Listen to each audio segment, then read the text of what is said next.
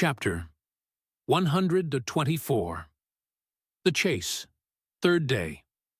The morning of the third day dawned fair and fresh, and once more the solitary nightman at the foremast-head was relieved by crowds of the daylight lookouts, who dotted every mast and almost every spar. "Do you see him?" cried Ahab, but the whale was not yet in sight. "In his infallible wake, though, but follow that wake, that's all. Helm there, steady as thou goest, and hast been going. What a lovely day again! Were it a new-made world, and made for a summer house to the angels, and this morning the first of its throwing open to them, a fairer day could not dawn upon that world.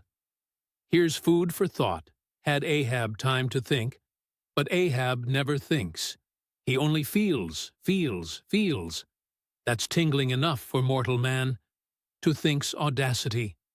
God only has that right and privilege. Thinking is, or ought to be, a coolness and a calmness, and our poor hearts throb, and our poor brains beat too much for that. And yet, I've sometimes thought my brain was very calm. Frozen calm, this old skull cracks so, like a glass in which the contents turn to ice and shiver it. And still this hair is growing now. This moment growing, and heat must breed it. But no, it's like that sort of common grass that will grow anywhere, between the earthy clefts of Greenland ice or in Vesuvius lava. How the wild winds blow it! They whip it about me as the torn shreds of split sails lash the tossed ship they cling to. A vile wind that has no doubt blown ere this through prison corridors and cells, and wards of hospitals, and ventilated them, and now comes blowing hither as innocent as fleeces. Out upon it, it's tainted. Were I the wind, I'd blow no more on such a wicked, miserable world. I'd crawl somewhere to a cave and slink there. And yet, 'tis a noble and heroic thing, the wind. Who ever conquered it? In every fight, it has the last and bitterest blow. Run tilting at it, and you but run through it. Ha! A coward wind that strikes stark naked men, but will not stand to receive a single blow. Even Ahab is a braver thing, a nobler thing that. Would now the wind but had a body. But all the things that most exasperate and outrage mortal man, all these things are bodiless, but only bodiless as objects, not as agents. Tire's a most special, a most cunning, oh, a most malicious difference.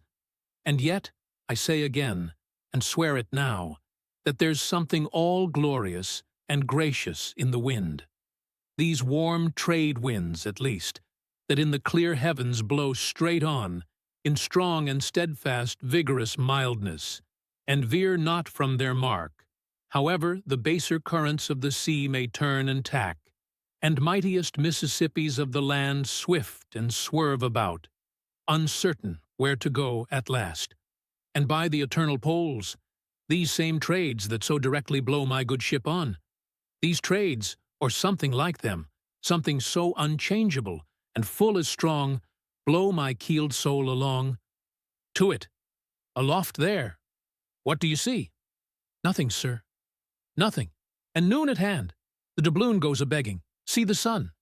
Aye, it must be so. I've oversailed him. How? Got the start? Aye, he's chasing me now. Not I, him. That's bad. I might have known it, too. Fool, the lines, the harpoons he's towing. I have run him by last night. About. Come down, all of ye. But the regular lookouts, man the braces. Steering as she had done, the wind had been somewhat on the Pequod's quarter, so that now being pointed in the reverse direction, the braced ship sailed hard upon the breeze as she rechurned the cream in her own white wake. Against the wind he now steers for the open jaw, murmured Starbuck to himself, as he coiled the new-hauled main brace upon the rail. God keep us, but already my bones feel damp within me, and from the inside wet my flesh. I misdoubt me that I disobey my God in obeying him. "Stand by to sway me up," cried Ahab, advancing to the hempen basket. "We should meet him soon." "Aye, aye, sir." And straightway Starbuck did Ahab's bidding, and once more Ahab swung on high. A whole hour now passed, gold beaten out to ages. Time itself now held long breaths with keen suspense. But at last, some 3 points off the weather bow, Ahab descried the spout again, and instantly from the 3 mastheads 3 shrieks went up as if the tongues of fire had voiced it. "Forehead to forehead I meet thee, this 3rd time, Moby Dick. On deck there! Brace sharper up, crowd her into the wind's eye. He's too far off to lower yet, Mr. Starbuck. The sails shake. Stand over that helmsman with a top-maul. So, he travels fast, and I must down. But let me have one more good round look aloft here at the sea. There's time for that. An old, old sight, and yet how so young? Aye, and not changed a wink since I first saw it. A boy, from the sand hills of Nantucket. The same to Noah as to me. There's a soft shower to leeward. Such lovely leewardings. They must lead somewhere to something else than common land, more palmy than the palms. Lee ward. The white whale goes that way. Look to windward then, the better if the bitterer quarter. But goodbye, old masthead. What's this? Green. Aye, tiny mosses in these warped cracks. No such green weather stains on Ahab's head. There's the difference now between man's old age and matters. But aye, old mast, we both grow old together. Sound in our hulls, though, are we not, my ship? Aye, minus a leg, that's all. By heaven, this dead wood has the better of my live flesh every way. I can't compare with it. And I've known some ships made of dead trees outlast the lives of men made of the most vital stuff of vital fathers. What's that he said? He should still go before me, my pilot. And yet, to be seen again? But where? Will I have eyes at the bottom of the sea?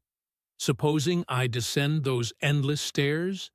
And all night I've been sailing from him, wherever he did sink to. Aye, like many more thou toldst direful truth as touching thyself, O Parsee.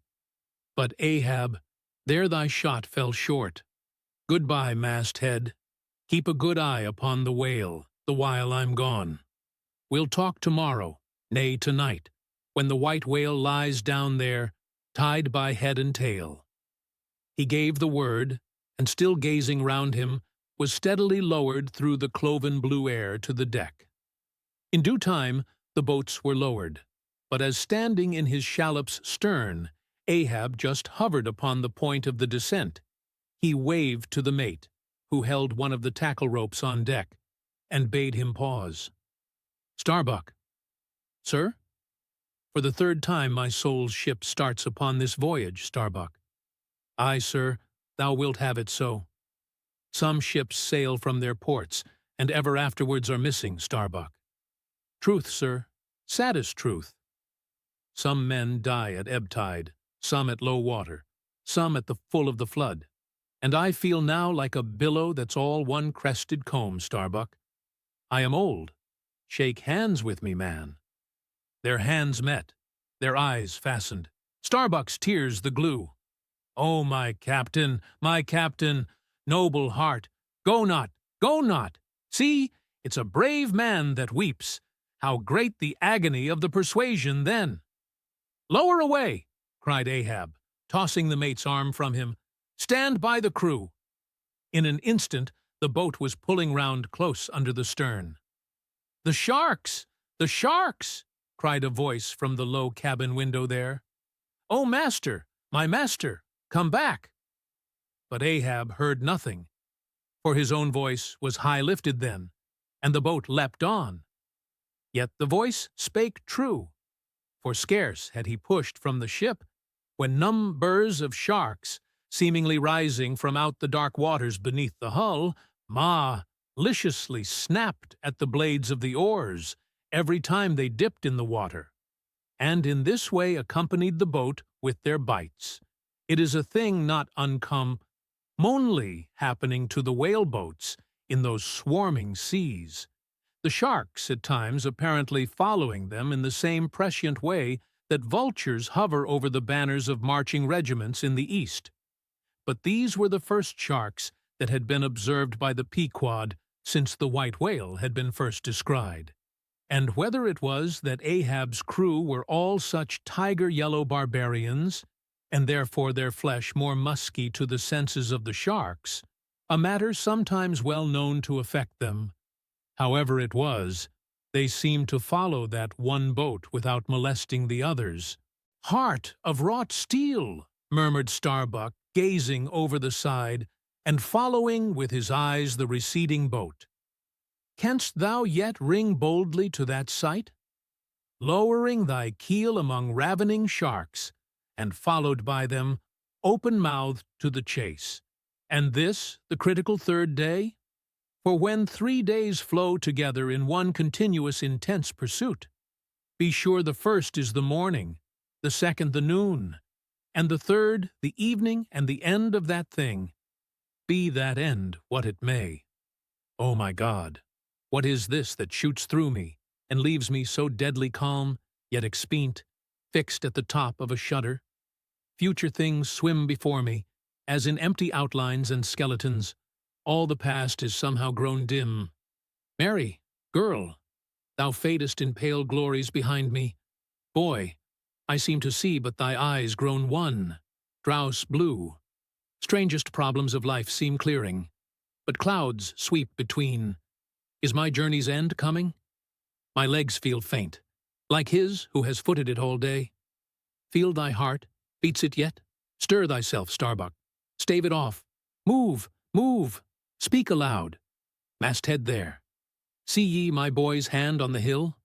Crazed. Aloft there. Keep thy keenest eye upon the boats. Mark well the whale. Ho, again. Drive off that hawk. See? He pecks. He tears the vein, pointing to the red flag flying at the main truck. Ha! He soars away with it. Where's the old man now? Seest thou that sight, O Ahab? Shudder, shudder. The boats had not gone very far, when by a signal from the mastheads, a downward pointed arm, Ahab knew that the whale had sounded. But intending to be near him at the next rising, he held on his way a little sideways from the vessel, the becharmed crew maintaining the profoundest silence, as the head-beat waves hammered and hammered against the opposing bow. Drive! Drive in your nails, O ye waves, to their uttermost heads, drive them in! Ye but strike a thing without a lid, and no coffin and no hearse can be mine, and hemp only can kill me. Ha, ha! Suddenly the waters around them slowly swelled in broad circles, then quickly upheaved, as if sideways sliding from a submerged berg of ice, swiftly rising to the surface. A low rumbling sound was heard, a subterraneous hum, and then all held their breaths, as bedraggled with trailing ropes and harpoons and lances, a vast form shot lengthwise but obliquely from the sea. Shrouded in a thin, drooping veil of mist, it hovered for a moment in the rainbowed air, and then fell swamping back into the deep. Crushed 30 feet upwards, the waters flashed for an instant like heaps of fountains, then brokenly sank in a shower of flakes, leaving the circling surface creamed like new milk round the marble trunk of the whale. "Give way!" cried Ahab to the oarsmen, and the boats darted forward to the attack.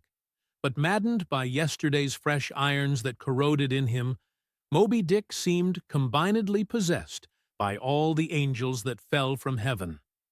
The wide tiers of welded tendons overspreading his broad white forehead beneath the transparent skin looked knitted together, as head-on he came churning his tail among the boats, and once more flailed them apart, spilling out the irons and lances from the two mates' boats, and dashing in one side of the upper part of their bows, but leaving Ahab's almost without a scar.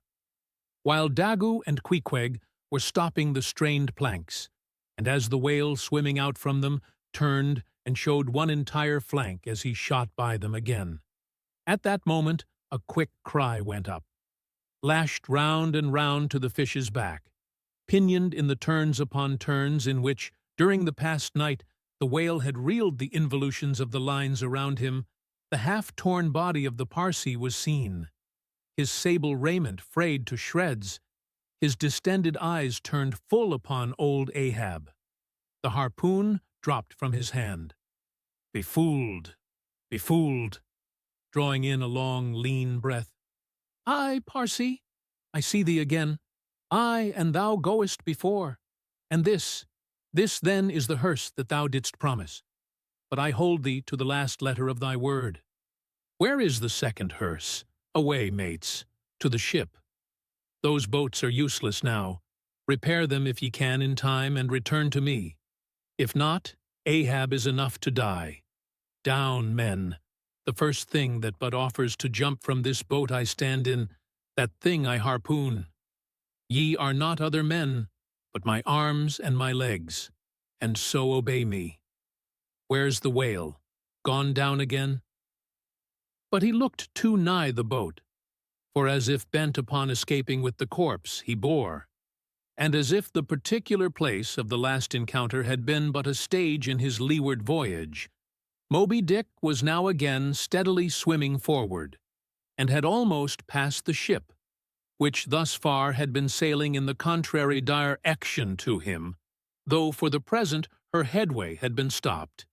He seemed swimming with his utmost velocity, and now only intent upon pursuing his own straight path in the sea. "Oh, Ahab!" cried Starbuck. "Not too late, is it? Even now, the third day, to desist. See, Moby Dick seeks thee not. It is thou, that madly seekest him." Setting sail to the rising wind, the lonely boat was swiftly impelled to leeward by both oars and canvas. And at last, when Ahab was sliding by the vessel, so near as plainly to distinguish Starbuck's face as he leaned over the rail, he hailed him to turn the vessel about, and follow him not too swiftly at a judicious interval. Glancing upwards, he saw Tashtego, Queequeg, and Daggoo eagerly mounting to the three mast heads, while the oarsmen were rocking in the two staved boats which had but just been hoisted to the side, and were busily at work in repairing them. One after the other, through the portholes, as he sped, he also caught flying glimpses of Stubb and Flask, busying themselves on deck among bundles of new irons and lances. As he saw all this, as he heard the hammers in the broken boats, far other hammers seemed driving a nail into his heart. But he rallied, and now marking that the vane or flag was gone from the main masthead, he shouted to Tashtego, who had just gained that perch, to descend again for another flag, and a hammer and nails, and so nail it to the mast. Whether fagged by the 3 days' running chase and the resistance to his swimming in the knotted hamper he bore, or whether it was some latent deceit, fullness and malice in him, whichever was true, the white whale's way now began to abate, as it seemed, from the boat so rapidly nearing him once more, though indeed the whale's last start had not been so long a one as before. And still, as Ahab glided over the waves, the unpitying sharks accompanied him, and so pertinaciously stuck to the boat, and so continually bit at the plying oars, that the blades became jagged and crunched, and left small splinters in the sea at almost every dip. Heed them not. Those teeth but give new rowlocks to your oars. Pull on. 'Tis the better rest, the shark's jaw, than the yielding water. But at every bite, sir, the thin blades grow smaller and smaller. They will last long enough. Pull on. But who can tell, he muttered, whether these sharks swim to feast on the whale or on Ahab? But pull on. Aye, all alive now. We near him. The helm. Take the helm. Let me pass. And so saying, 2 of the oarsmen helped him forward to the bows of the still-flying boat. At length, as the craft was cast to one side and ran ranging along with the white whale's flank, he seemed strangely oblivious of its advance, as the whale sometimes will, and Ahab was fairly within the smoky mountain mist, which, thrown off from the whale's spout, curled round his great monadnock hump. He was even thus close to him, when, with body arched back and both arms lengthwise high lifted to the poise, he darted his fierce iron and his far fiercer curse into the hated whale. As both steel and curse sank to the socket, as if sucked into a morass, Moby Dick sideways writhed, spasmodically rolled his knife flank against the bow, and, without staving a hole in it, so suddenly canted the boat over, that had it not been for the elevated part of the gunwale to which he then clung, Ahab would once more have been tossed into the sea. As it was, 3 of the oarsmen, who foreknew not the precise instant of the dart, and were therefore unprepared for its effees, these were flung out, but so fell that, in an instant, 2 of them clutched the gunwale again, and rising to its level on a combing wave, hurled themselves bodily inboard again, the 3rd man helplessly dropping astern, but still afloat and swimming. Almost simultaneously, with a mighty volition of ungraduated, instantaneous swiftness, the white whale darted through the weltering sea. But when Ahab cried out to the steersman to take new turns with the line, and hold it so, and commanded the crew to turn round on their seats, and tow the boat up to the mark, the moment the treacherous line felt that double strain and tug, it snapped in the empty air.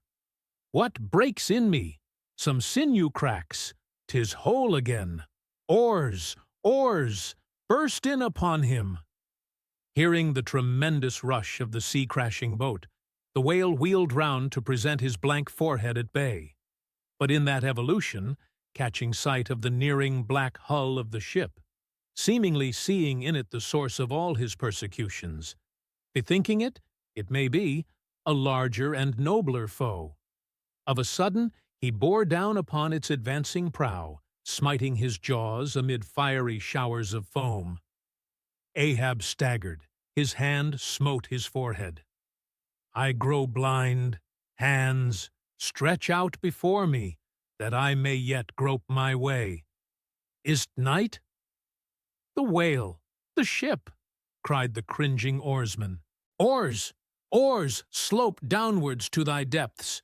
O sea, that ere it be forever too late, Ahab may slide this last time upon his mark. I see, the ship, the ship. Dash on, my men.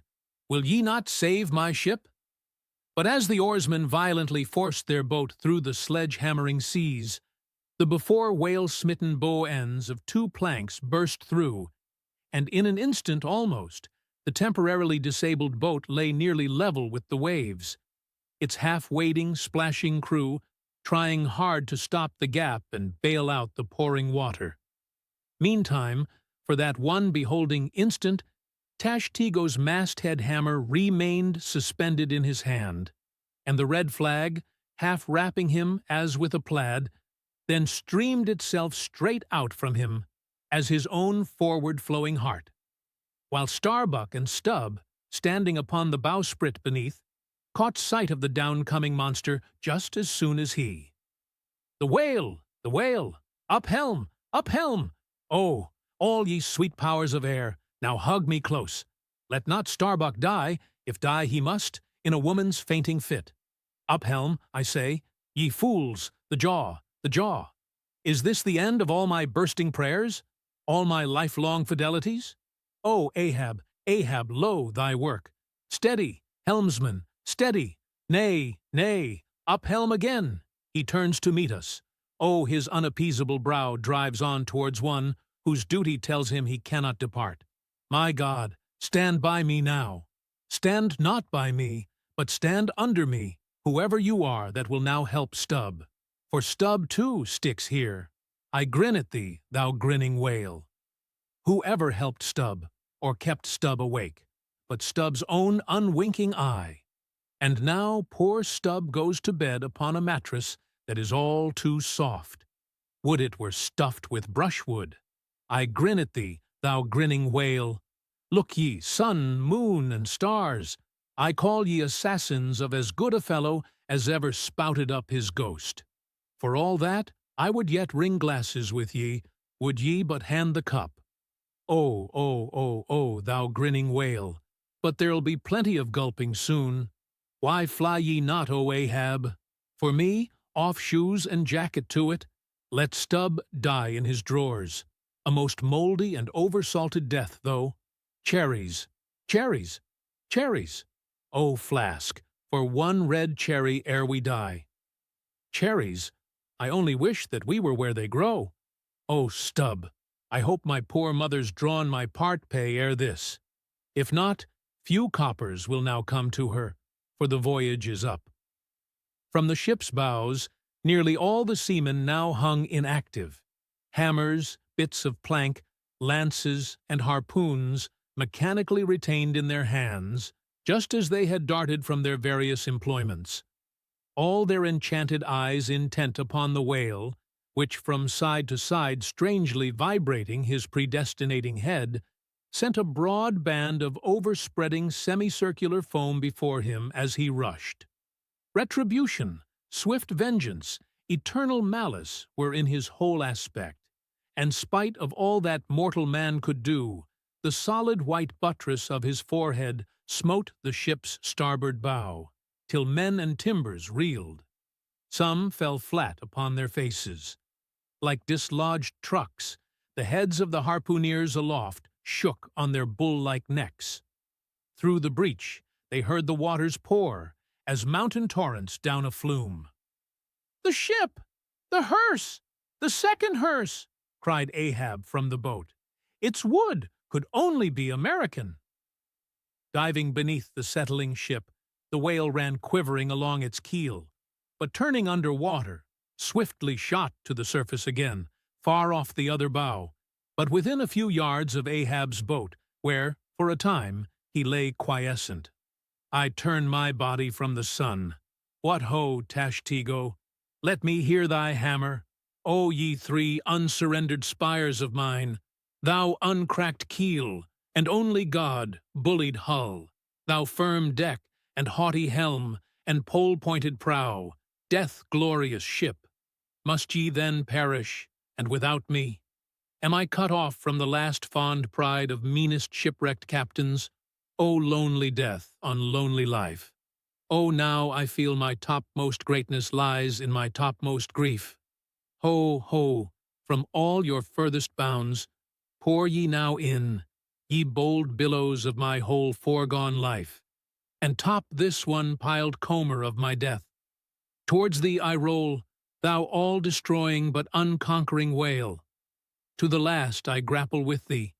From hell's heart I stab at thee. For hate's sake I spit my last breath at thee. Sink all coffins and all hearses to one common pool. And since neither can be mine, let me then tow to pieces, while still chasing thee, though tied to thee, thou damned whale. Thus I give up the spear. The harpoon was darted. The stricken whale flew forward. With igniting velocity, the line ran through the groove, ran foul. Ahab stooped to clear it. He did clear it, but the flying turn caught him round the neck, and voicelessly, as Turkish mutes bowstring their victim, he was shot out of the boat, ere the crew knew he was gone. Next instant, the heavy eye-splice in the rope's final end flew out of the stark empty tub, knocked down an oarsman, and smiting the sea, disappeared in its depths. For an instant, the tranced boat's crew stood still, then turned. The ship? Great God! Where is the ship? Soon they, through dim, bewildering mediums, saw her sidelong fading phantom, as in the gaseous Fata Morgana, only the uppermost masts out of water, while fixed by infatuation or fidelity or fate to their once lofty perches, the pagan harpooneers still maintained their sinking lookouts on the sea. And now concentric circles seized the lone boat itself, and all its crew, and each floating oar, and every lance pole, and spinning, animate and inanimate, all round and round in one vortex, carried the smallest chip of the Pequod out of sight. But as the last whelmings intermixingly poured themselves over the sunken head of the Indian at the mainmast, leaving a few inches of the erect spar, yet visible, able, together with long streaming yards of the flag, which calmly undulated, with ironical coincidings, over the destroying billows they almost touched. At that instant, a red arm and a hammer hovered backwardly uplifted in the open air, in the act of nailing the flag faster and yet faster to the subsiding spar. A skyhawk that tauntingly had followed the main truck downwards from its natural home among the stars, pecking at the flag and incommoding Tashtigo there. This bird now chanced to intercept its broad fluttering wing between the hammer and the wood, and simultaneously feeling that ethereal thrill, the submerged savage beneath, in his death gasp, kept his hammer frozen there. And so the bird of heaven, with archangelic shrieks, and his imperial beak thrust upwards, and his whole cap, form folded in the flag of Ahab, went down with his ship, which, like Satan, would not sink to hell till she had dragged a living part of heaven along with her, and helmeted herself with it. Now small fowls flew screaming over the yet yawning gulf. A sullen white surf beat against its steep sides. Then all collapsed, and the great shroud of the sea rolled on as it rolled 5,000 years ago.